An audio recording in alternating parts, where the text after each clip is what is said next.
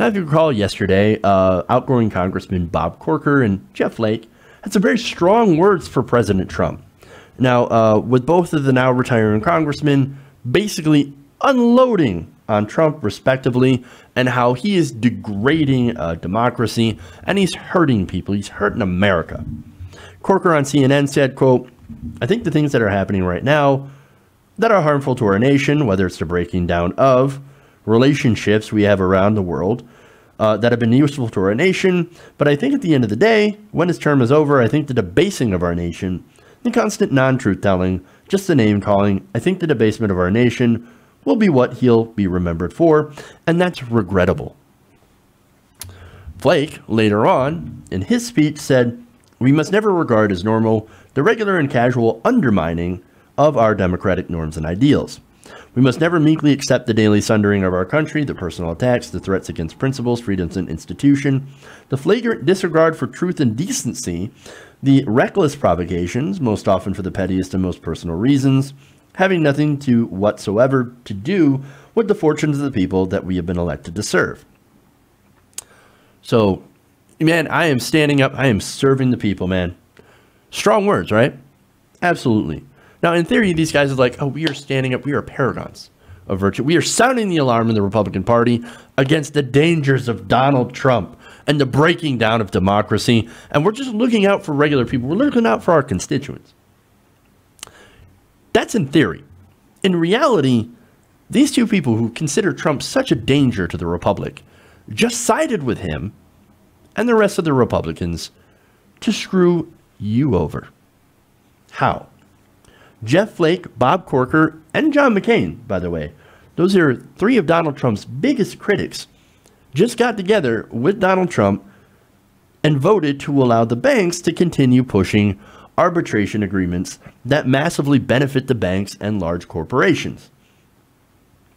So what they did is they said, well, you can't, if you were wronged by a bank, you can't do a class action lawsuit. You have to go through arbitration, which, by the way, the corporation picks the judge in the arbitration. They hire the judge. Now, who do you think that judge is going to favor? It's totally ridiculous, and it's totally stacked against you and in favor of these companies. Now, make no mistake, McCain, Corker, Flake, they're still massively right-wing, and they still hold the views that are terrible and that harm you. Again, these people care about giant corporations, and they care about the rich, and they care about the wealthy. So they're not going to do legislation that actually benefits you. Yeah, they're going to talk tough, but like, oh, no, I'm for America. We need to get back to what made America great without Donald Trump, and he's a danger. But you know what? Jeff Flake, Bob Corker, you are the danger. You are voting for things that are terrible pieces of legislation that, as I said, are going to hurt regular people. And they're going to stop people from having a legal recourse when somebody screws them over. Now, what they're doing here is that they're only speaking out against Donald Trump. And because Donald Trump and their base have monstrous right-wing views.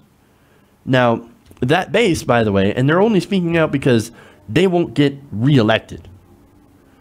You can run the numbers, okay? In Arizona, Jeff Flake, deeply unpopular, but Trump is incredibly popular among the Republican base. So Jeff Flake, he looks at that and says, I'm not going to win. So the heck with it. Yeah, we are going to go after Trump. And what he's saying about Trump is absolutely correct. But he's also a hypocrite. Because people like Jeff Flake and Bob Corker, they're the people who cultivated the base that led to Trump. Look, it wasn't a few years ago, or it wasn't but a few years ago, that these people were considered massively, crazily right-wing. Paul Ryan was considered massively, crazily right-wing. And now, thanks to Trump, he makes these people look sane. And see, that is not a thing that is helpful to this country. We have taken something that shouldn't have been normalized and made it normal, thanks to Trump. Now, remember, for Jeff Flake, for example, he was in favor of things like TPP. He thinks that we should, quote, reform so-called entitlement, which means basically massively cutting or privatizing things like Medicare and Social Security. And he also was like one of those people who supported holding the country hostage if they didn't get all the cuts that they wanted in the budget. Those cuts would include massive cuts to our already destroyed social safety net system. Those stances used to be considered incredibly right-wing and unworkable, crazy.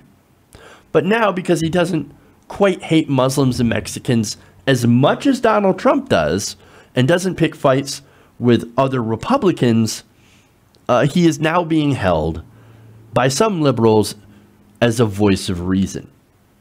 These people are like, oh, look, it's crazy to see some of these liberal pundits fawn over this and go, oh my God, Jeff Flake, Bob Corker, thank you so much for being real Americans. No, these people are still monstrous and they hold terrible views. It's just not as monstrous and terrible as the orange buffoon in the White House. And to be honest, look, just because somebody is less monstrous than Trump does not mean that they're not a monster. Now, Corker, like I said, he's the same as Jeff Flake. Look, he used to be best friends with Trump. So close to Trump during the campaign, so much so that he was being considered as a VP pick, Bob Corker was. None of that stuff that Trump did. Remember, first day, first campaign rally, first big campaign rally, he's like, Mexicans, you know, they're rapists. Some, I assume, are good people, but they're rapists. That's insane. Where was Bob Corker? He's like, yes, absolutely. We need to ban the Muslims too. Bob Corker doesn't have he's not better than Donald Trump. The thing is that he got picked on by Trump. None of the stuff that he did during the campaign had impacted Bob Corker or Jeff Flake. Trump's always been Trump. It's not like he suddenly devolved. He's been the same. None of that stuff bothered them during the campaign. But now, of course, he goes after fellow Republicans for his own losses. Well, now that's where they draw the line. That's where we got to go after Donald Trump. No, the real reason that they're retiring, as I said before, is because they're not winning anymore, okay? Not because they're standing against Trump on policy, not because they're big paragons of virtue. No, on policy, they agree with most of the right-wing Trump positions. Now, there are some exceptions, like on trade, where these guys actually agree more with corporatist Democrats, but nonetheless, no, the thing is they weren't sufficiently loyal to Donald Trump.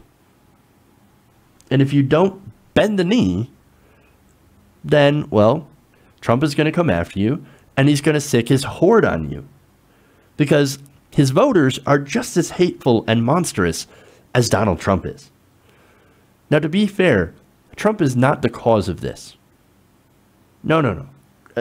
He's a symptom of over 30 years of disgusting rhetoric and terrible economic policy championed by Republicans like Jeff Flake and Bob Corker.